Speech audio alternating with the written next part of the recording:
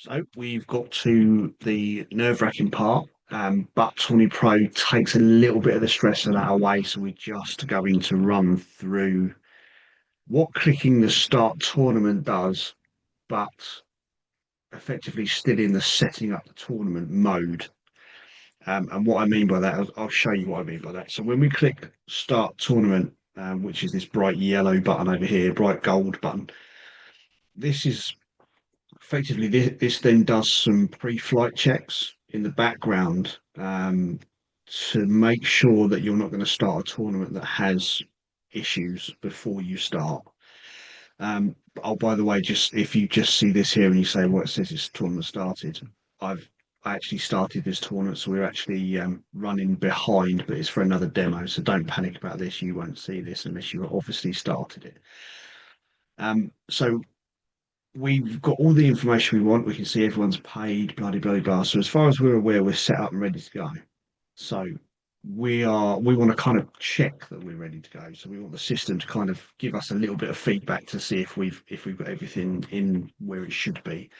So when we click start tournament, the system's gonna run through some pre-flight checks and make sure that there's nothing critically wrong that's going to cause you grief.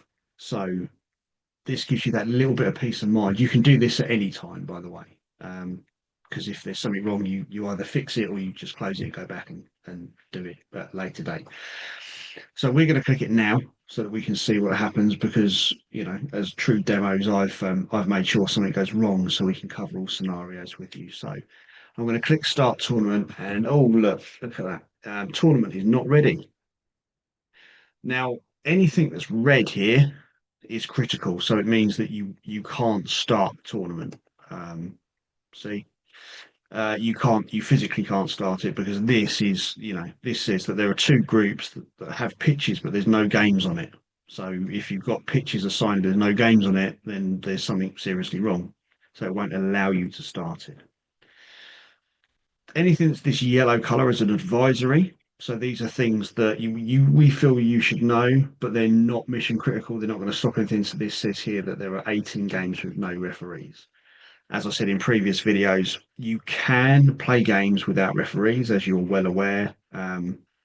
So the system's not going to stop you from playing a tournament if you haven't assigned referees. A lot of people do the referee allocations offline. If you've seen the referee video, you'll know that you can print off referee slips and you can just literally hand those out.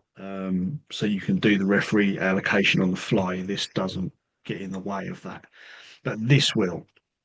So last and not least, obviously, if the tournament is paid for and up to date, that's fine. As you can see, as we scroll down past the payment block, we will see actually where the issues are. So you can see here that the under seven, we don't have any games. So we can actually action this from this window. So we don't have to go hunting anything that we kind of see that's wrong that gets reported up here. You'll effectively be able to fix on this screen here. So because this video is just about the pre-flight checks, I'm just going to show you this part right now. What we can do is we can just generate these on the fly so that we now no longer have any red criticals. This will now allow you to start the tournament, which I'm not going to do because I will do that in the start tournament video because there's things that follow on from that. So this will hopefully put your mind at rest before tournament day to make sure that you've not missed anything. As I say, that you can do that. You can do this whenever you want, this pre-flight check. It's kind of a good sort of checklist to kind of come back to, I suppose, to make sure you're not missing anything. But yeah, it's a really good. You can, as I say, do it whenever you like. Really good check to make sure that you've got all the boxes ticked, so to speak, and you know exactly what's going on. And yeah, that's it. So pre-flight checks should hopefully take some of the nerves away.